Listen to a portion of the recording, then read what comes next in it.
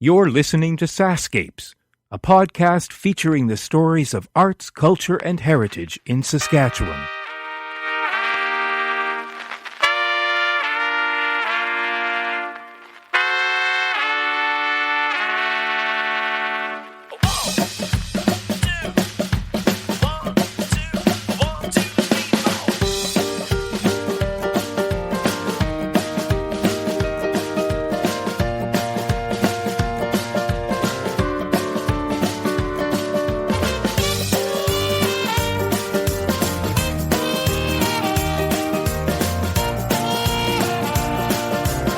I'm Kevin Power. SaskScapes continues winding its way through Saskatchewan with the next stop in Fort Qu'appelle. My guests are Jack Lowe and Doreen Evans, two of the town's more senior residents. In the neighboring town stands the landmark sanatorium, known as the Fort San, for which the town is named. It was opened in 1917 during a time when tuberculosis infections were increasing, and it was built to house 358 patients. Both Jack and Doreen worked at the facility, and I feel very fortunate to have met them. Jack will also share stories of growing up in Fort Qu'appelle, and trust me, these are stories you won't read about in the history books. From Stiffy the Undertaker to the mysterious Third Man to love trysts inside the Fort San, this podcast covers it all. Today, we are in Fort Qu'appelle. I have to say, when I drove into this town, I couldn't believe how green and beautiful it is. A lot of rain this year. Yeah, well, but it's like a little resort town, it feels like. Mm-hmm. Yeah. It used to be. It used to be. We'll get to the used to be's. We try. They destroyed all the historic buildings there. There's only one left. Yeah. It's the oldest building in Saskatchewan except for Stanley Mission. Which is? No, it's part of the old bar, the old saloon from the Valley Hotel on the river. Mm-hmm. Along the river was Main Street. They sawed that piece off and they moved it up where it is. If you look back, you can see it to this day, that square piece where that doctor is. That used to be the bar, the saloon. So now that you've gotten the ball rolling, we might as well introduce our listeners to who you are. Your name is? Jack Lowe. Jack Lowe, and I gather you were actually born here. Yeah. Amazing. I knew a lot of the old guys. Right. They even lied. Dad even lied for when I went into the pub. You had to be 21 in those days. And I get in there, I was 18. And they knew I wasn't, so I had to sign some papers. And then they'd go after my dad. He said, "Oh, he's old enough. Yeah, he's 21. What did your dad do? He lied for me. Because he knew I wanted to talk to. There was guys there that were in the Rail Rebellion, still alive. Yeah. There was one guy who was in the Zulu Wars. Another guy was in... He was in two wars, one in Africa, one somewhere else. And when it rained, these old characters would come in there. Uh-huh. But I didn't have a tape recorder. By Right. the time I did get one, like Father Huguenard's Teamster, I used to go and visit him all the time. He was 104, had all his marbles. By the time I got my first old reel, they were all gone. So I missed them all. Well, But I could have... Well, I was just young, I could have wrote it down, but I didn't. Well, that's the great thing about today. You get to tell some of the stories that you can remember. Yeah. So what was it like growing up in this town? It must not even resemble the way it was. Well, no, there was only 200 population when I was a kid. Right. Yet you still had to get your dad to write a letter so you could get into the pub. Yeah. So there were some things you can't do. He lied for me, yeah. Okay, so there were some things you couldn't get away with even back then. Well, the old guy, Mac McCubbin, old Irishman, he knew how old I was, but he kept quiet, so right. I got away with it. And what did you do as a profession growing up here?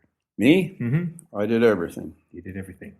I worked on drilling rigs. I worked on everything you can imagine except with an electrician. Right. I ended up as a plumber,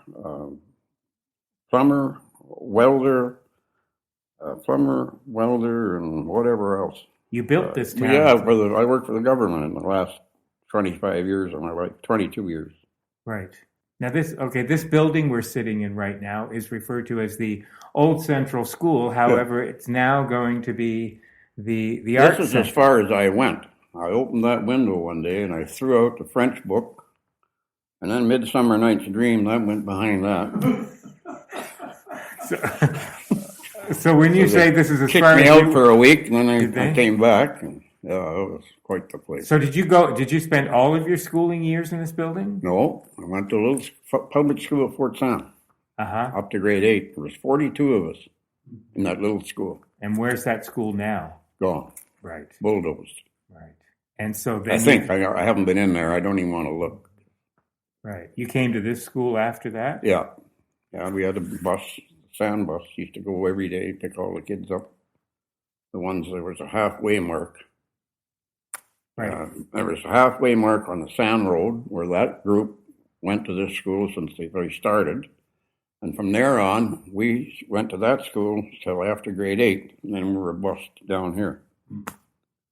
They didn't like us very much. Some of the boys, they made home brew underneath one of the steps underneath here. Drinking was a good pastime Well, in Fort Qu'appelle. we had it in beer balls. And then there was an old bootlegger across the street here. They were rough people. But one of the guys would sneak over there and buy a beer bottle full of home brew for 2 bits. And we mixed that with our homemade wine, you see. All kinds of crazy stuff. So what was it like going to school here? I didn't like it. They didn't like us here from the sound. Now when you say you did, I see. They didn't like us. Teachers didn't like us either. Is that right? Oh, yeah. Why is that? I don't know. We were kind of rebellious. There was a bunch of boys there they were sons of all Army people, retired, like all First World War, all of the staff out there in those days were all First World War vets. Right. Mm-hmm. Even Stiffy the Undertaker. Stiffy the Undertaker. Stiffy the Undertaker, yeah. And there was Gardner the Gardener. And in town there was Baker the Baker. No, these were christened names, were they? Yeah. What a coincidence that Stiffy became an Stiffy Undertaker. won the Croix de Guerre twice in France. He was a corporal. Is that right? And Yeah. does he still have family living here? No, they're all gone. Well, the one girl, Marion, she's in the city someplace. I can't find her. I've been trying to find her.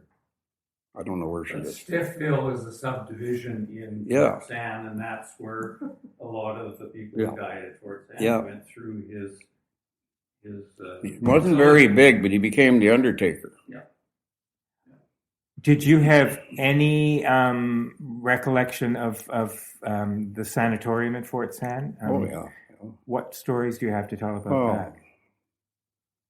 I was on the lower end because, there only were doctor's sons and superintendent's sons. And I was the one that took all the blame for everything, you see.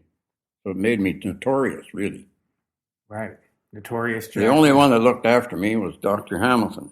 He was a superintendent, and he lived away up on the hill there. And him and his son and myself were buddies forever, till he got killed in California. But whatever they got after me, he'd step in. Leave him alone, you know. Did you work on the building? Yeah, but I worked as a fireman there. Well, during the war, I worked as a fireman there. I was going to write my papers. And the vets started coming back, so they kicked me out. So I went on to maintenance. And then I took off from there, and I went to Manitoba. When I was 16, I worked in a bridge gang. Wow. Yeah, that's where I got started. Almost killed me there, but... Now, when you say you worked on maintenance, you mean you worked on maintenance in the sanatorium? Oh, yeah, buildings, and there was so much work there all the time, keep those buildings up, you know. Right. Yeah. What was it like inside? My dad was a plumber and sheet metal man, and he's the guy that used to make all the sinks in those days. Mm-hmm. He made all the slop pails, like he was a real tradesman, you know. Right. Yeah, everything was made. They made their own stuff. Was it very hard to work in that environment with so many sick people? No, not really. It was a great place. We moved there from the Sand Road. We moved into the Sand in 1935. Right. And I can never remember that. They were grabbing the road, and I was standing out there, and they had a whole bunch of guys on relief. And Guys were hauling gravel in these little wagons with mules and donkeys, and it was amazing. I never forgot that. Do you have family living here still? They're all here. They're all here. They hate the city, yeah. Right. And do you also hate the city? Yeah, I can't stand it. I never go there. Ever. I hear that a lot from people who grow up. No. I quit driving in there years ago. I wouldn't even know where to go if I went there now. Is that right? So everybody's here. Yeah. So what's the biggest change you've seen in this town? And what do you make of all these stores that have? Well, I don't know. It's just gone. I don't know. You don't recognize what happened. It used to be just everything here. You know, you could buy anything. It's all closed up. Oh, so your feeling is that the town is I still shop here, but that's, you know. So there were more stores here. Oh. All kinds of them. Is that right? Oh, yeah. Oh, I was impressed with what I saw. Two are closing down right now. Three just closed down. And 3 grocery stores. Right. Bakery. I think there were about 4 or 5 garages. And, oh, yeah. People moving away because it's too hard to make a living here now? I guess, I don't know. It just went. Boom. I gather you're a collector of things, specifically guns, I hear? Oh, antique firearms, yeah. Right. And how did you fall into that? Well, I was at the graveyard with Stiffy. Yes, good old Stiffy. And he was burying somebody there. And I looked behind his tombstone, and there was a little pistol made out of a .22 with a round handle with the guy's initials carved into it. So I ended up with it. And we were kids, we used to shoot that thing until thousands of rounds out at the back of the sand there. So then I gave it to the museum in LeBret to see if they could figure out whose initial was on there. And I don't know what happened to it. It disappeared, like everything else I give at that museum down there. So that was the first one? That was the first one. And the next one, I was 14, and I was working north of Regina for farmers. And I had this old tractor. And I was plowing up the ground, and I looked at something there. I got out, and here I found this big spur with big rowels on it. Right. And a little pistol about that big. That was my first real collector's item. Wow. Any idea of the date of that? I don't know. It's probably 100 years old anyway. Yeah. At that time, yeah. That started me going. Right. Then I'd go around to all the old timers and talk to them. Yeah, I got an old gun there. Here, take it home. Right. So I accumulated a lot of stuff. You keep them all on display for people to... No, they're cataloging it now.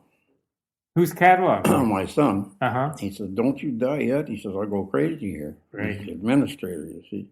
Right. And I've armed all my son and my grandsons. I give them one of each, the best. There you go. How many do you have? Antiques. I don't know. A couple of hundred, probably. No kidding. Yeah.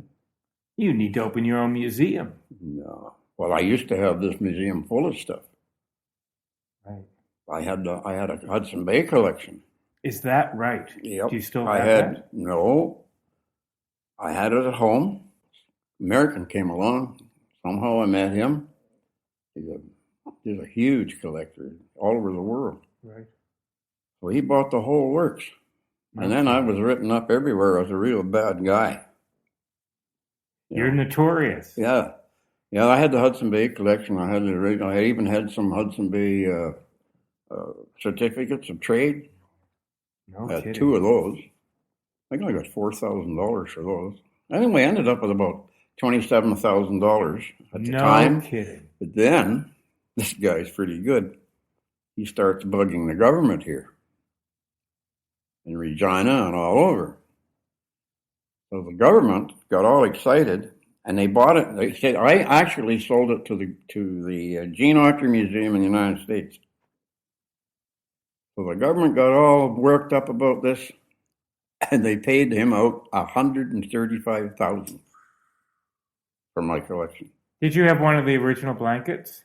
I still got 2 of them in my shack. Do you? You mean the old Hudson Bay blanket? Yeah, there's 2 of them in my shack. Wow. There's one other one buried underneath that other couch broke down. I found it the other day. Yeah, there's a couple of them. They're still hugely in demand. Those blankets are classic. Yeah, well, I have two of them there in 1917 or something, or before. I'm not sure. I'll give you They're red with a black stripe. Yeah, That's the one. I think they're, Yeah. I forget what they are, 3 strokes or whatever they are. Yeah. Yeah. They still cost a pretty penny now. Oh, yeah, yeah. And they're probably not nearly as good. Good condition. I That's got it. them both on a couch. I'll give you a bit of a breather because I'm going to turn the microphone over to my other guest that's I here. think he knows more about You have kind of an interesting connection to So, those first of all, Hudson you Bay are. blankets too. Doreen Evans. Yeah, Doreen Evans. And were you born in Fort Qu'appelle? No, I only worked here about 2 years, Right, and then I married a man from here. right. There were a lot of love affairs went on at the Sam.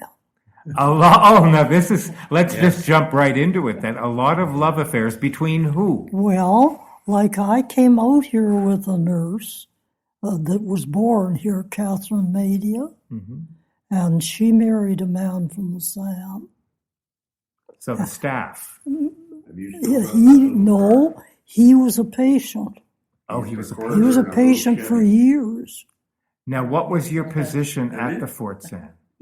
Well, we were registered nurses. We were always in charge of a ward. Were you the head of nursing? No. No, a great friend of mine was Miss Pearson. Right. And so were you in charge of an entire ward yourself? Yeah, we were always in charge because there weren't a lot of nurses. Right.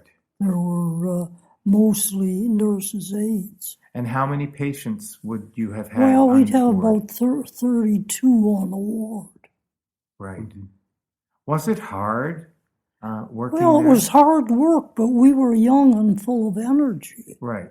When we worked in the evenings, we were called the night float, and we had to give 75 needles when this streptomycin came out.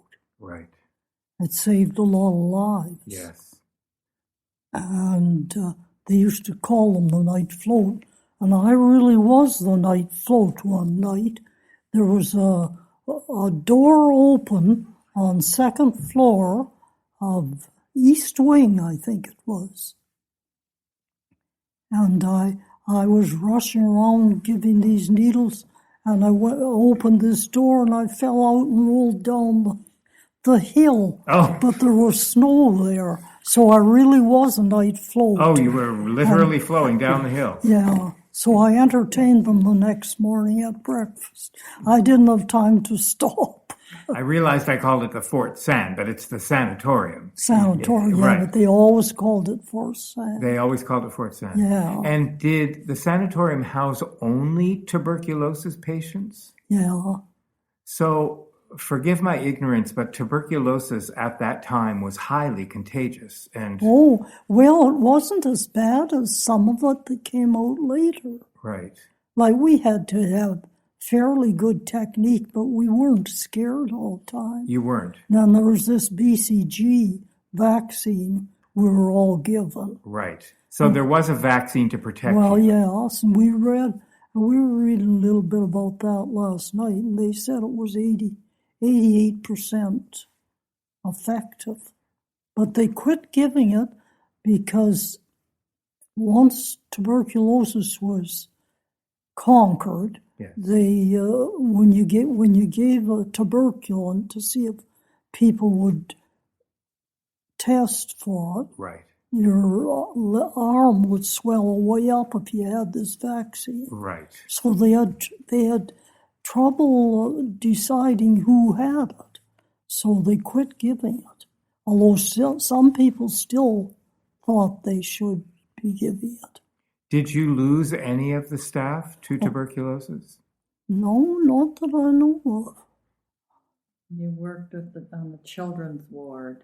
Oh, you did? I didn't work a lot on the children's ward because I I would moved. remember the theracoplasticities and the pneumo and all that they used to do to them before they had that drug you're talking about. Oh yeah, she remembers that. These were the other The vaccines? pneumo, they stick it in your rib and they collapse your lung with air. So it squeezed down and quit working. That first, He was And they put him in a talking, body cast sometimes, and they couldn't move. Sometimes Well, for a year, poor guy. be in a well, I body worked cast. in Saskatoon with They had him here when I was. just spinal I remember patients. hauling the. What was it like working with the children? That must have been heartbreaking. No, I didn't like it, and I didn't exactly like everything they did with the children. I didn't think it was any kind of a life for a child. How do you mean, what did they do? Pardon? What do you mean, what did they do to the children? You mean the kind of care that they gave them? Well, some of the nurses' aides spanked them, and they weren't supposed to. And actually, I ended up writing a letter of complaint to the administrator. Well, I did this everywhere. Right. You remember Charlotte Johnson? Pardon? You remember Charlotte Johnson? She Charlotte, was Yeah. the school teacher there, Yeah, and the school. children's ward. Really She was the good she was the school teacher there she forever. was. That's what I was going to ask you. Did the children get Yeah, school they there? taught At them one in time. school, but there weren't enough books for them. Right. They weren't really, wasn't an ideal place for children. Was it an area to be avoided? I mean, did people from this area just say, don't go over there, don't go near there? No, there wasn't that sort of fear. No. I think the tuberculosis became worse. The tuberculosis they have now is worse. So how long did you work at the I was sanatorium? only there about 2 years. Right. But I did work there again after I was married, not much. And then but you stayed in the area after you finished working there? No, I didn't stay. I did a lot of other things. And did you go back to Saskatoon? Yeah, I went to university and I went overseas. Where did you go overseas? Oh, to a whole lot. I can't remember all the countries. I was on a thoracic scholarship. The matron at the SAN, when I was there, became a great friend, Elizabeth Pearson, and she got me this scholarship. That's marvelous. So when did you actually come back to the Fort Qu'appelle area to live? When did I come back? well, was it just before you got married? Oh, yeah, I came back on. You got married in 1960. I can't remember everything. But But she's been here since 19. my sister and her husband lived here. I used to come back because he was the minister in Fort Qu'appelle. Right. You'd know him, Jack, I guess. McTavish's. Her brother-in-law was Reverend Stuart McTavish in the 50s. Yeah, McTavish. And her sister Joan.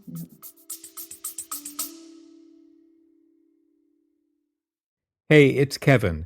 I hope you're enjoying the episode so far. Just a quick reminder that the SaskScapes podcast is available for free on your favorite podcast app, or you can stream it from your browser. Check out the show notes for the link.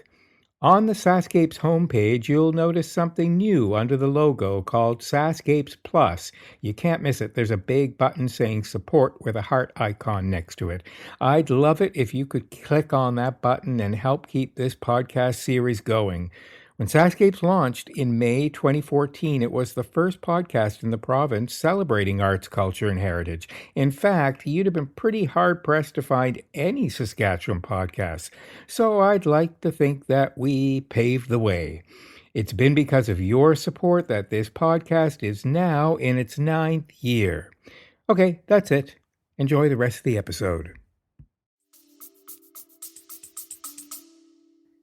I should say I have Doreen's daughter here with me. You can introduce yourself. Oh, I'm Lorna Evans. Lorna Evans. And you have play a fairly significant role in Fort Qu'appelle. Oh, well, I don't know whether I'd say that, but we've, a lot of us have been working on this old central school project for several years. Right. And what's the goal? Well, it is, and one of our big goals was to save it because the town council had voted unanimously to demolish it. So the first goal was to stop that, and then we decided an art center would be a wonderful idea and was really something we need here. So now it is the Qu'appelle Valley Centre for the Arts, and It's very exciting what you're doing here, I have to say. well, yes, we're glad we were able to save this beautiful old building. Jack, what do you have to say about your old school being preserved? I don't know. I thought they were going to bulldoze it, but they didn't. No, but you're glad for that. Oh, I'm glad it's restored. Yeah, Must feel it's really strange walking in here. neat. It was, yeah. Yeah. Does everything, I know when I go to my school, everything seems so much smaller. Yeah. Well, yeah, Yeah. Yeah, because you've gotten bigger. I was going to say Jim's been really instrumental in this. Yes, I'm gonna pick Jim's brains together, the two of us. We're gonna You've have a gotta one. help We're him. gonna have You've one-on-one. got to help him save Fort Sask. Well, tell me, you were a very key player in keeping this place alive. Tell me the story you told me before I turned the recorder on about cornering Jack in the coffee shop. Oh, Jim, yeah. Sorry, Jim. Sorry. how do I tell you? cornered Jack. Sorry, Jim cornered Jack, but Everybody's cornered somebody. Doreen, you cornered Jim. Well, I cornered him. He was waiting at the washroom. Right. And I don't know, I didn't know him too well, did I? Well, you knew him. I must, each other I through the must farmer's have, market. I must have known Yes. I got the right person. Right. And I said, you have to help me save the old school. Right. So what was it about this school that you felt was worth saving? Well, my husband went to school here. Uh-huh. We think anything he touched has to be saved. Because he was... Jack dad went to this Jack school will here, too. remember my husband. Your dad went to this school? Yep, No kidding. When would your dad have been born? 1903. 1903. Oh, yeah. Wow. Did he must have had amazing stories of coming to the school. Well, he didn't say much about it. Dad was kind of a quiet guy. Did he throw his books out the window as No, well? I don't think so. No, I'm going to tell you stories about him. We had our own orchestra at the Sand. Did you? Oh, yeah. And had some of these old guys, like old Elf Johnson, he worked in as a Carney guy. And he used to put on these skits, and it was just hilarious, the stuff he used to pull off. And we had another guy, he was a magician. And he could tear pieces of paper up and make them look like whatever. And we had the darndest characters that come up on those. And then we had our own concerts. We had dances in that hall, a beautiful place. And put on these dances and concerts, and they had our own orchestra. Dad had the orchestra. It was called the Playmates. I even got some recordings, but it's pretty corny, but that's a long time ago, 1930s, early. It was quite a place. It was We had our own curling rink, our own hockey rink. Oh, yeah. Inside? Oh, sure. We had our own teams. We had our own baseball teams. Absolutely. And could the patients go? No. Well, sure, they'd come out if they were on exercise. They'd come out to the ball game, sure, and the curling rink. Skating rink, not likely, but all the nurses and that all went to the skating rink. They put the music on at 8 o'clock. Is that what you did, Doreen? Did you go to the skating rink? I can't remember much about it. I remember about the bandstand. Yes. Often they had wonderful yards. That's on Sundays. The Yeah, bandstand. they had yeah. wonderful yards and wonderful buildings. Right. Jack, did you have a musical background at all? I know. My mother did. Yeah. What did your Dad mom do? did. My sister did. When you say did, Me, what, I couldn't play anything. what'd your mom play? She played the piano. Yeah. And she played the flute, accordion. Dad played the trumpet, clarinet, sax. What else? Something else he played too. See, he played at Qu'appelle Saturday night for 22 years. What's that? The bandstand? Yeah, at Qu'appelle, Uh-huh. down the lake there. Right. So we'd be all teenagers waiting for him to come home about 1 a.m. Out came the saxophone, out came the neighbors' kids, or all the houses waiting for him. So we'd have a hoedown there till 3, 4 in the morning. It's a wonder he died young. Yeah, we had a good time, Right. It Did was they let you amazing. drink there? Hmm? Did they let you drink there? Oh yeah, we drank, but no, the teenagers we had pop, but I used to get a Well, you had your special letter of exemption. Well, there was always beer in the fridge, and if I wanted a bottle of beer, I could have one. Right. I was never denied it, and I never bothered with it. Well, the odd time I have a glass of nut brown ale or something on a hot day. Right. But he never said you couldn't have it, so I never touched it. Right. Well, there you go. You should tell a little about your mother, too. Yeah, she worked there as a young girl. She worked there as a LPN. She started there when she was 17 or 18. She worked there right through till Dad died. Then she moved on, and she kept going till she was just about 80. No kidding. She became. Well, she looked after senior citizen homes. She always lied about her age. Like she gets a driver's license and older, she always visible. So she had a phony driver's license even. I think it was funny. Your family had a clever way of dealing with age. What was your dad's first name? Jeffrey. They called him Jeff. Yeah. Yeah. I remember him a little bit, but I knew your mother He used to really make well. all the kids' toys. Didn't he he die manufactured all the fairly? toys. He manufactured all the things for entertaining, and they had the big shots in there with all the special silverware. He made all the things for the center, for the flowers. He built all that. You're going to have to write a book. You'll have to write a book. You're going to have to write a book. Doreen, you were saying, did you? Anderson, who just passed away lately, he bugged me for hours and hours on end. He'd come out there. Lynn, and he said, I'm going to write this up. And I said, I don't want to bother with it. So it went on and on. He really got after me for a couple of years, and he finally gave up. How old was your dad? He died at 53. That's very I young. thought he died young. And there's nothing I could do for him. He had a blockage in his artery. And I went up to see him, and I just had my first child, my son. I brought him up. I said, here's your grandson. And he started to cry. He said, I'll never know him. I got a phone call the next morning, and he's gone. Today, they'd have just ruled that out, and away he went. Yeah. Nothing to it. But they had nothing in those days, so he just died. No kidding. Yeah. Doreen, did you have a musical background at all? No, but a lot of my family has. Yes. No, I'm not very I love music, but I am not very musical. Do you go back to Saskatoon at all? Oh, yeah, I've got relatives there. You do. So you don't mind going to the big city? No. You've seen the university change a lot, I bet. Oh, yeah, quite She a bit. worked at the Saskatoon I Sanatorium. worked at too. Saskatoon Sanatorium. Were there nurses that just sort of worked their way through the sanatoriums? There was 3 of them. There were 3. One at Prince Albert. Right. That was mostly natives from the north. Right. And there's the Saskatoon one, and then Fort Down here. How long were you in the Saskatoon one? 3 years.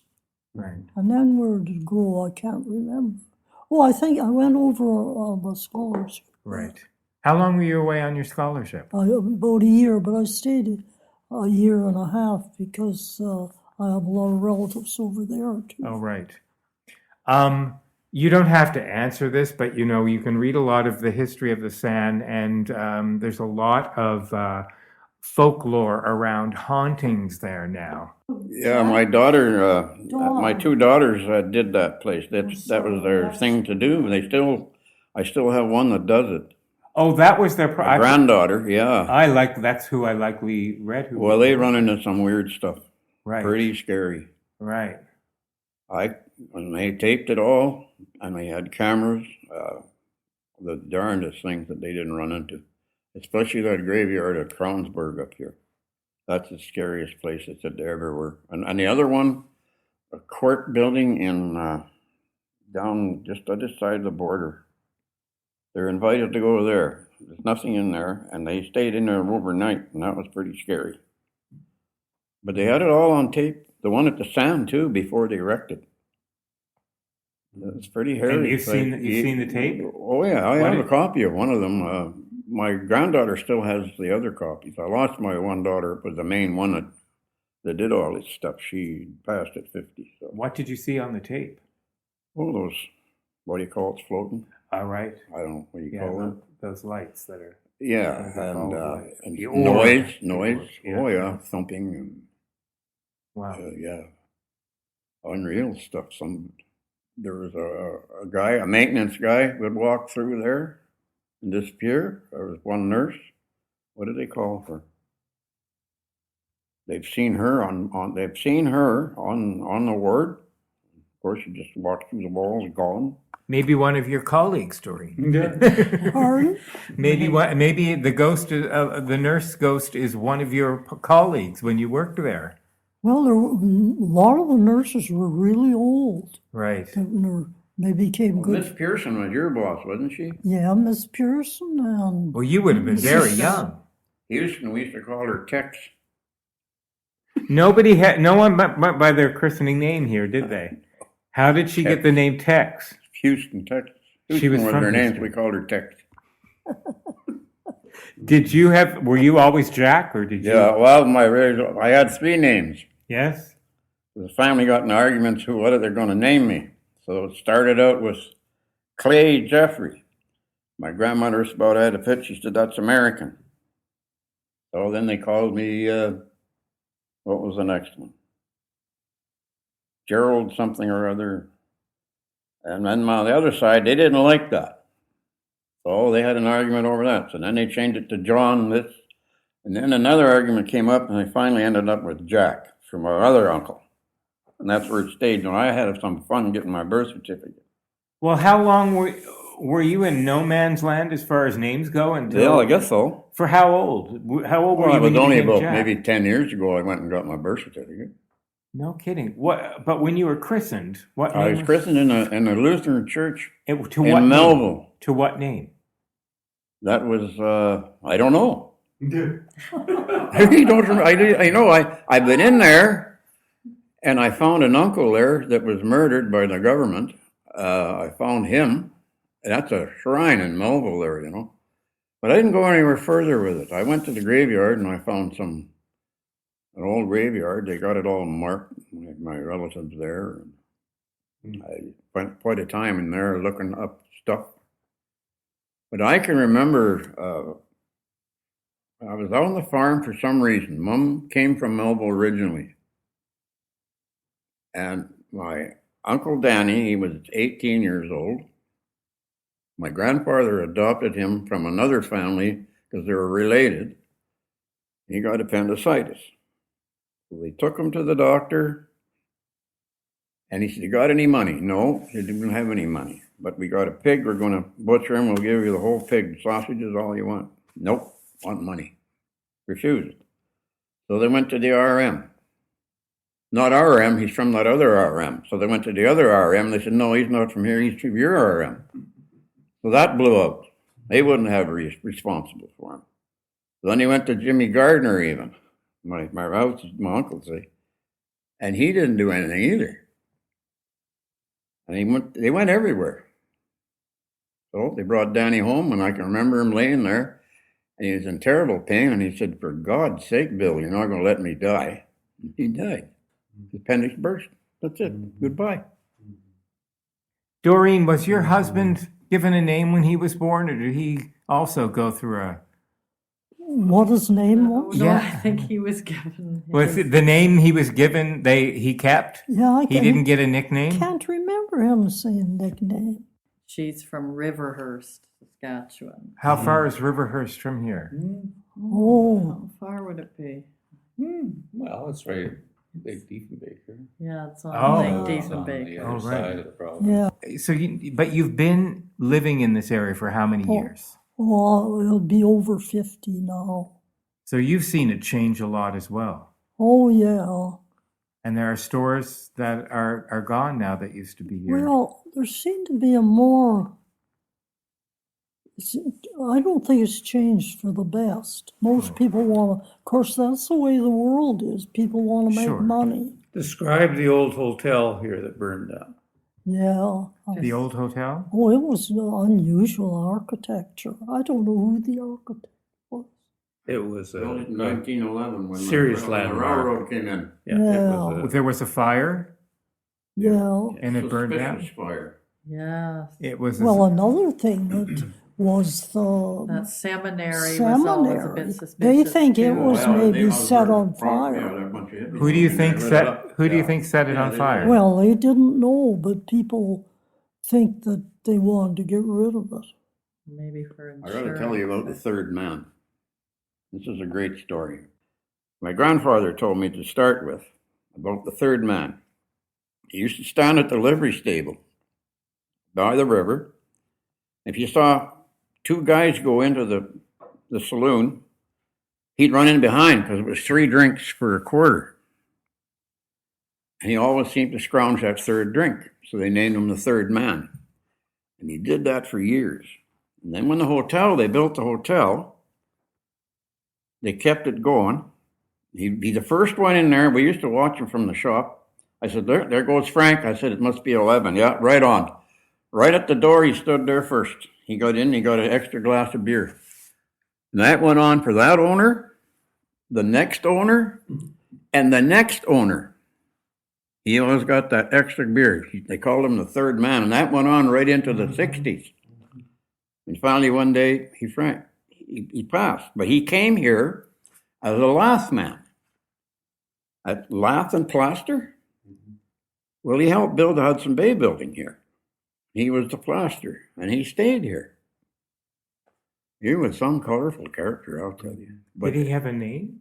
Frank Parkins. Frank Parkins. Yeah. And his son, he used to close the pub. He used to sing that Time, Gentlemen, Please. And when he passed, he didn't like banks. He always wore those overalls, and they found all his money was inside of his... Yeah, Frank. Oh, we just roared with laughter. Yeah, what a character he was, too. I guess in those times it was safe to walk around with your money. Oh, yeah. Well, yeah. I mean, nobody ever bothered you. Right. Wow, the third man. Oh, yeah, then we had that one, he was the Duke of Boer, I think. He pulled off a robbery here. He robbed Dillon's Hardware. And he had a big hook nose. Bill was telling me. Old Bill. He worked there at that time for Dillon. And they had a stolen car, and they escaped. There's a whole bunch of them, 4 of them, I think. And they got to Foam Lake, and the Mountie tried to stop him there. And he shot the Mountie, killed him. And the chase was on. They finally ran him down. They killed the whole works of them. And I ended up, the old car that he'd had was stolen, but it was a wreck. It ended up in town here. Across the track was the old guy, what the heck was his name? He used to be, he's a Welshman. So McDougal's were there, and we said, let's rip that car apart. So they tore this old car apart. They opened the upholstery, ripped it off, and there's this old pistol rusted in there. I got it at home. I still have it. Mm-hmm. So that was a good find from Bill, what do they call him? Bill something or other? Bill Miller. His name was Mueller, I think, but they called him Bill Miller. He was a robber and a murderer. And I have the pistol. I'm sure it was his, I guess. You must have everybody's pistol who's passed. Well, I got the pistol of the first town police, 1883. I have his pistol. And they're all English in those days, and all they had was these silly little 32s. Americans had the old 45s. We didn't have anything like that. Right.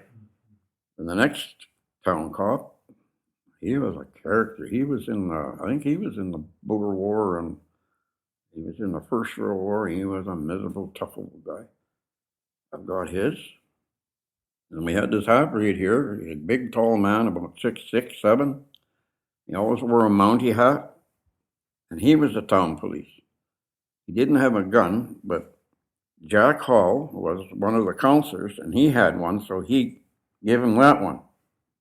So he used to wear that. Nobody ever was fired the damn things. So I ended up with that, too. So I got that one.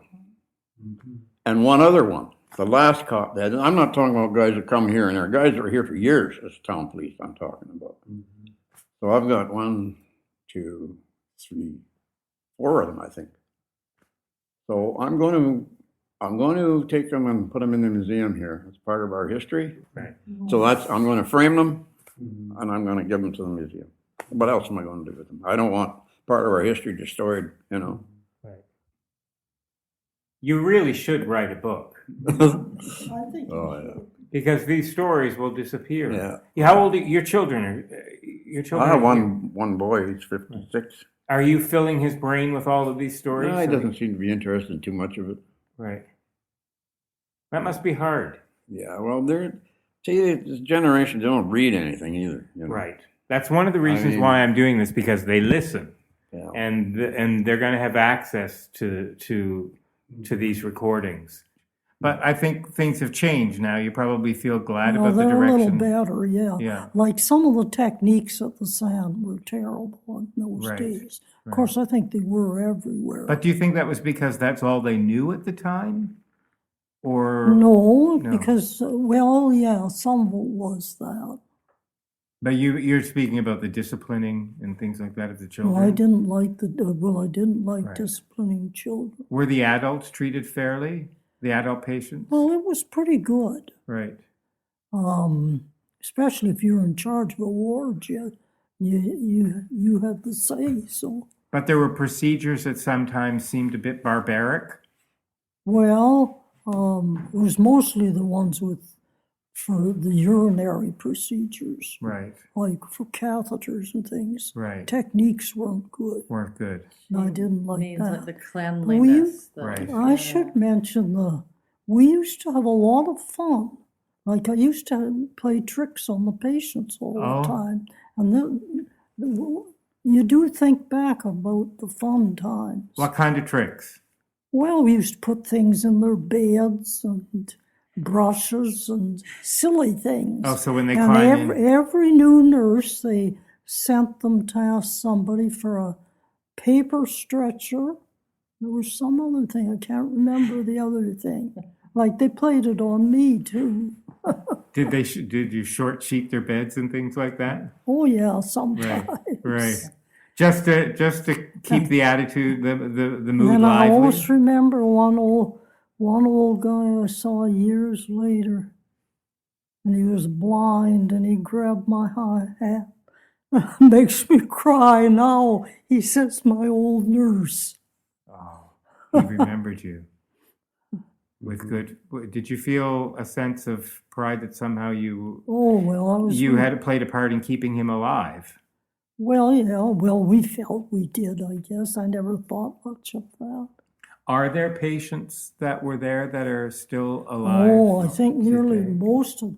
That's I a, can't think of I anybody. don't. I don't like it. Then most of them are dead. Yeah. Well, you would have been very young at the time you were there. Yeah, I was just in my 20s. Right. Right.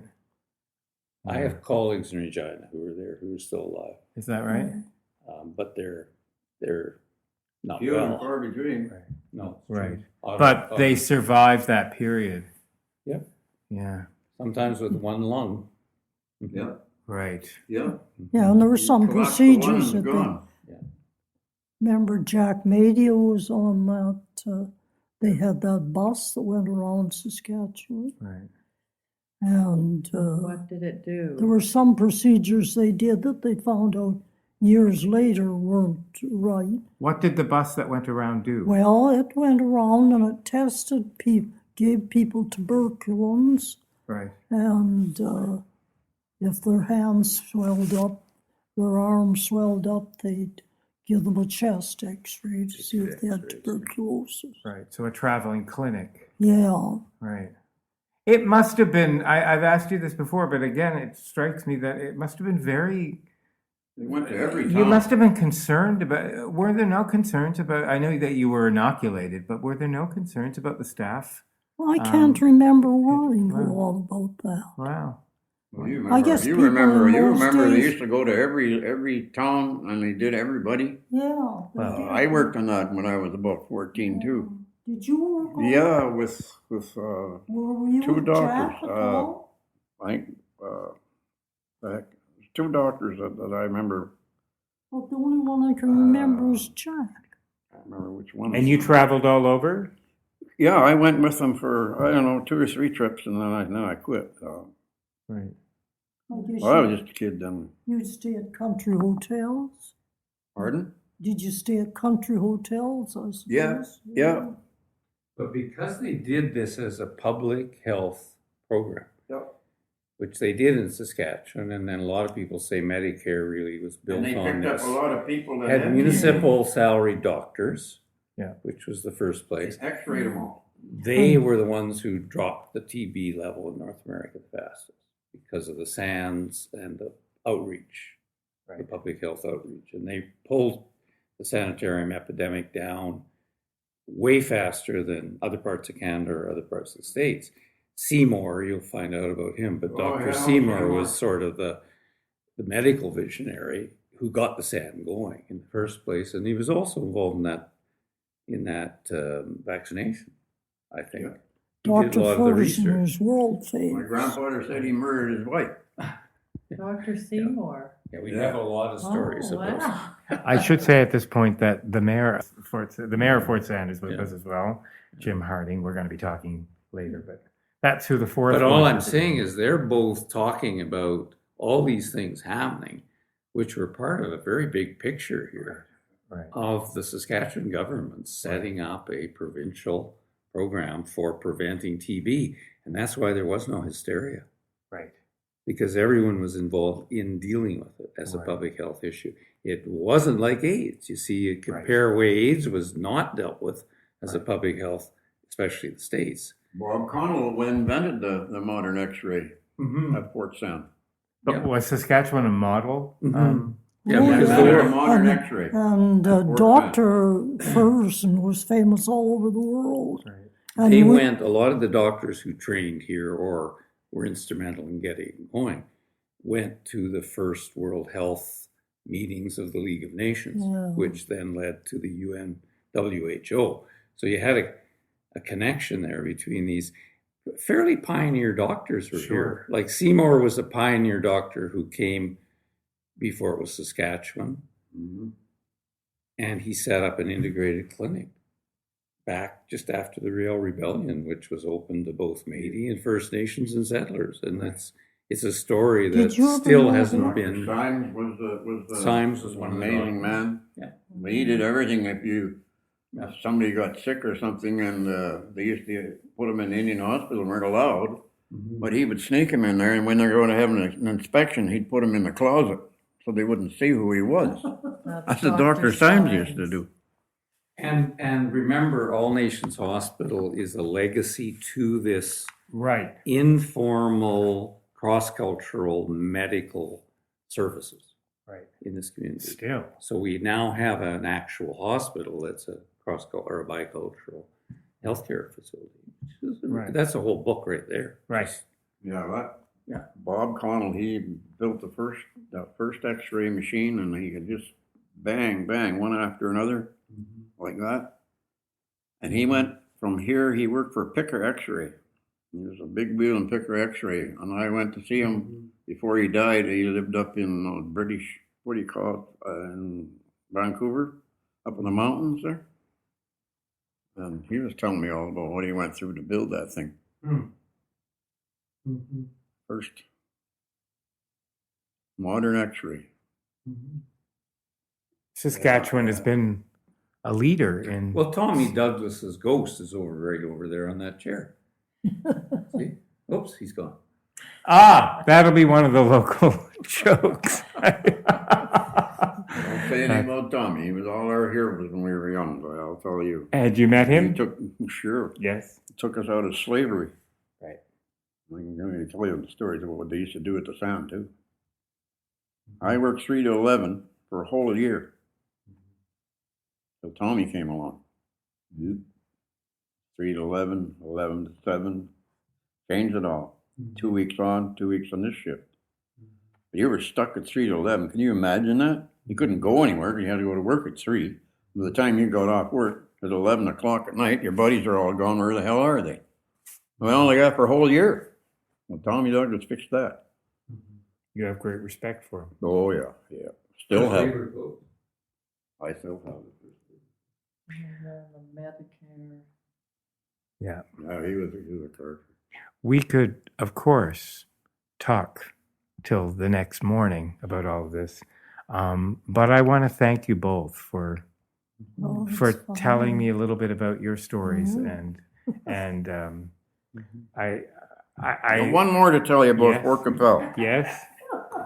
I doubt there's one more, but I'll give you one more. Okay. My grandfather came here, and he met a character here. What was his name? Anyway, they started building coffins and boats. And this character, he's the one that built the scaffold and the coffin for Louis Riel. And my grandfather and him were in business making coffins and boats. That was an amazing story. Amazing. Yeah. And then he got into he had the first sawing outfit, wood sawing outfit in the Northwest Territories. He had a tractor and a buzzsaw. So he'd contract out wood, you see. If nobody had any money sometimes, he took things in trade and whatever. Mm-hmm. I've got a whole bunch of his stuff at home yet. Shares in the Imperial Bank. And Jack, I know that you're concerned about your stories being lost, but for the last hour and a bit that we've been talking, the stories that you spoke about will not get lost. These recordings, in there anyway. These recordings will Yes, stand the test of time. People will remember you. They'll remember Yeah, your voice. That's important. That's the whole purpose behind these. Thanks for listening. The SaskScapes podcast is created by Kevin Power as part of the Culture Days Animateur program operated by Sask Culture. Funding to the cultural sector is provided through the Saskatchewan Lotteries Trust Fund for Sports, Culture and Recreation. If you want to hear more of these podcasts, or to see the great work being done by other Sask Culture animateurs, please visit www.iheartculture.ca. Special thanks to Paved Arts in Saskatoon for their technical support.